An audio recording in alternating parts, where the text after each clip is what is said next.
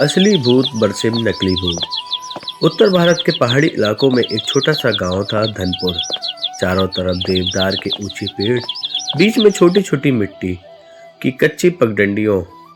गांव शांत था, लेकिन उसकी सीमा से सटा हुआ जो पुराना जंगल था, उसके बारे में लोगों की धड़कनें तेज कर देने वाली कहानियां प्रचलित थी। गांव वाले कहते थे, वहाँ भूत है और वो रात के समय घूमता है। उस जंगल के बीचों बीच एक टूटा फूटा हैवेलनुमा मकान था। पेड़ों की जड़ों ने दीवारों को जकड़ रखा था। छत पर उगी काई हर मौसम में किसी पुराने रहस्य की तरह चमकती थी। गांव वाले बताते थे, कभी वहाँ एक अमीर जमींदार रहता था। उसकी मौत रहस्यमयी थी और उसकी आत्मा अब भी वहीं भटकती है। बच्चे डरते, बूढ़े चुप हो जाते, औरतें रास्ता बदल लेती, लेकिन यह डर सभी के लिए सच नहीं था। दोस्तों, धनपुर गांव में दो घनिष्ठ दोस्त रहते थे, करण और विक्रम। करण शांत, समझदार, दिमाग से तेज और बहादुर। वहीं विक्रम मजाकिया, शरारती और सबसे बढ़कर डरपोक। विक्रम थोड़ा घबराया हुआ रहता था। उसकी आदत थी हर छाया को भूत समझ लेना। एक दिन शाम को दोनों खेत से लौट रहे थे। आसमान में बादल थे, हवा तेज थी। विक्रम बोला,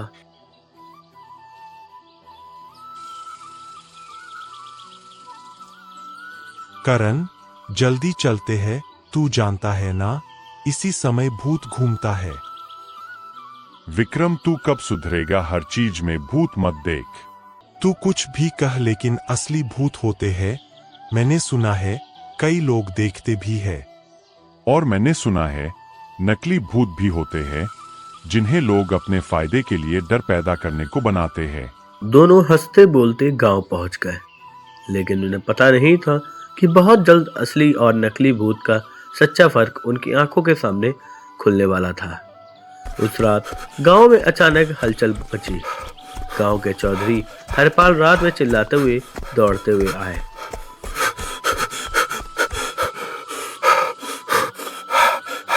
भूत भूत हवेली में मंडरा रहा है। मैंने अपनी आंखों से देखा। हमने तो कहा ही था उस हवेली में जाना मना है। विक्रम की हालत खराब। देखा करण, असली लेकिन करण भूत। चुप रहा। उसे शक हुआ। वह बोला, कोई भी सीधे सीधे भूत कैसे देख सकता है? चौधरी जी ने कितना देखा, कहा देखा, किस दिशा में? मैं लकड़ी लेने गया था, अचानक पेड़ के पीछे से सफेद परछाई निकली हवा में। डर के मारे भाग आया। यानी आपने भागने से पहले ध्यान से देखा भी नहीं? चौधरी चुप हो गए। विक्रम बोला, हम हवेली नहीं जा रहे, तो बिल्कुल नहीं। लेकिन करण ने निश्चय कर लिया था किसी तरह शाम की सच्चाई उसे पता करती ही होगी। दूसरे दिन पूरा गांव हवेली की ओर इशारा करके बात कर रहा था। किसी ने कहा,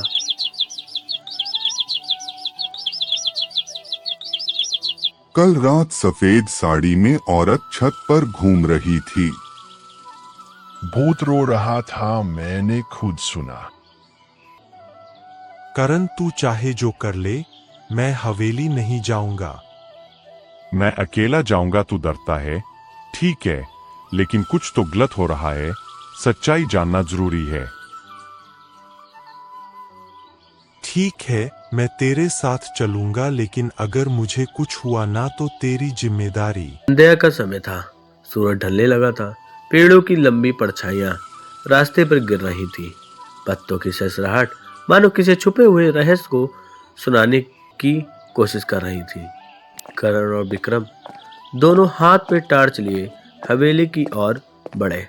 विक्रम बार बार रुक जाता। यार, लगता है कोई हमें देख रहा है। वो हवा है और ये जंगल, यहाँ आवाजें आती रहती लेकिन इसके है। बावजूद करण को भी महसूस हुआ मानो वास्तव में कोई उन्हें देख रहा हो। हवेली के पास पहुंचते ही विक्रम की टांगें कांपने लगी। ये जगह तो सच में डरावनी है। हवेली की टूटी दीवारें, टूटी खिड़कियां, हवा से हिलती पुरानी लकड़ी, सब मिलकर एक चलो अंदर चले। क्या अंदर नहीं, मैं बाहर करण ही अंदर ठीक चला हूँ। गया। विक्रम हिम्मत जुटाकर पीछे गया। अंदर धूल थी, जाले थे, पुराने फर्नीचर पर मोटी परत जमी थी। और तभी आहे मम्मी। शांत रहो, आवाज ऊपर से आई दोनों है। सीढ़ियों से ऊपर गए। जैसे ही दोनों हवेली की दूसरी मंजिल पर पहुंचे, अचानक सामने सफेद कपड़ों में एक आकृति लहराती दिखी। विक्रम चिल्लाया, भूत। लेकिन करण की तंज नजरें कुछ और ही देख रही थी। उसने देखा उस भूत के पैरों के पास जूतों के निशान थे। फिर एक और संकेत थे।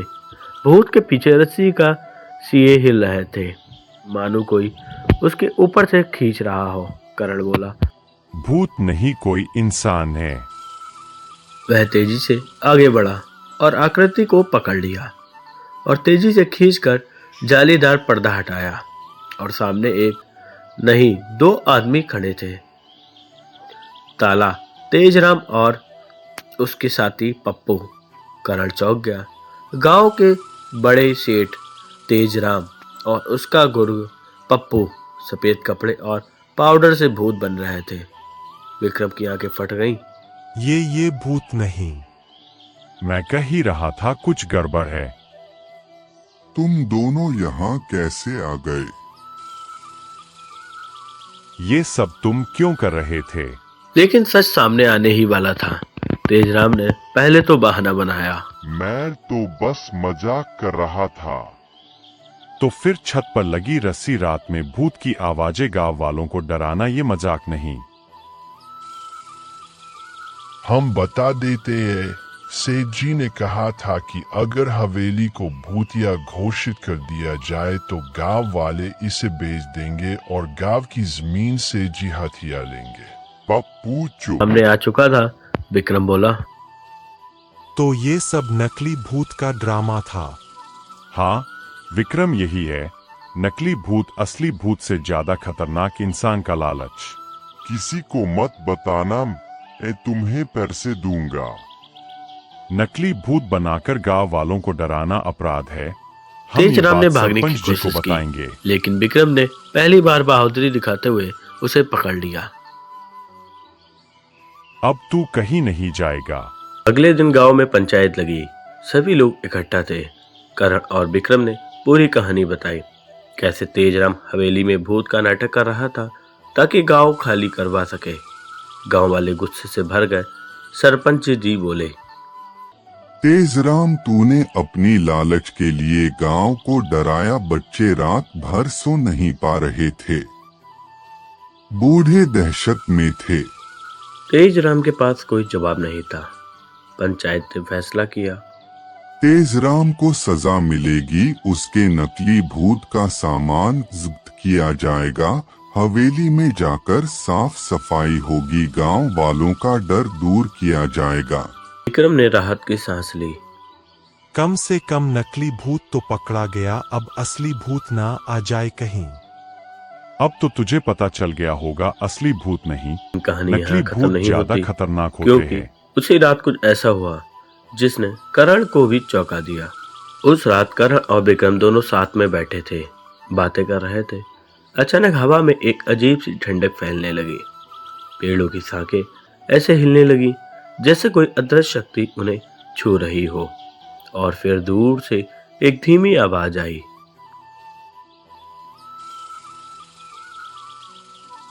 धन्यवाद मेरे घर को बचाने के लिए। ये आवाज कहाँ से आई? ये असली भूत है। अचानक हवेली की दिशा में एक हल्की सफेद रोशनी दिखी। रोशनी धीरे धीरे ऊपर उठी और फिर गायब हो गई। करण बोला, ये क्या था? हवा धुआ? नहीं, उस आवाज में कृतज्ञता थी। शायद हवेली का असली मालिक, जिसकी आत्मा अब भी वहां रहती करण है। पहली बार चुप था। वह भी मान चुका था। कुछ तो था जो इंसानी छलावा करण नहीं हवेली था। पहुंचा। वह अब असली बात जानना चाहता था। हवेली के अंदर एक पुरानी लकड़ी की पेटी मिली। उसमें पुराने दस्तावेज थे और जमींदार की डायरी में लिखा था, मेरी मौत एक दुर्घटना थी, लोग इसे भूत प्रेत समझ बैठे। मैं चाहता हूँ कि मेरी हवेली में इंसान रहें, डर नहीं। असली जमींदार की आत्मा कभी किसी को नुकसान नहीं पहुंचाना चाहती थी, बल्कि वह नकली भूतों से परेशान थी। उस आत्मा का उद्देश्य था हवेली को बुरे इरादों वाले इंसानों से बचाना। अगर वाकई आप है तो धन्यवाद, आपका घर हमेशा उस सुरक्षित दिन रहेगा। हवेली में एक हल्की हवा चली, जैसे किसी ने मुस्कुरा दिया हो और आशीर्वाद दिया। पहले जो विक्रम डरपोक था अब बदल चुका था। उसने गांव के बच्चों को समझाया, अंधेरे से मत डरो, भूत से ज्यादा इंसान का लालच खतरनाक है। करण और विक्रम दोनों गांव के हीरो बन गए।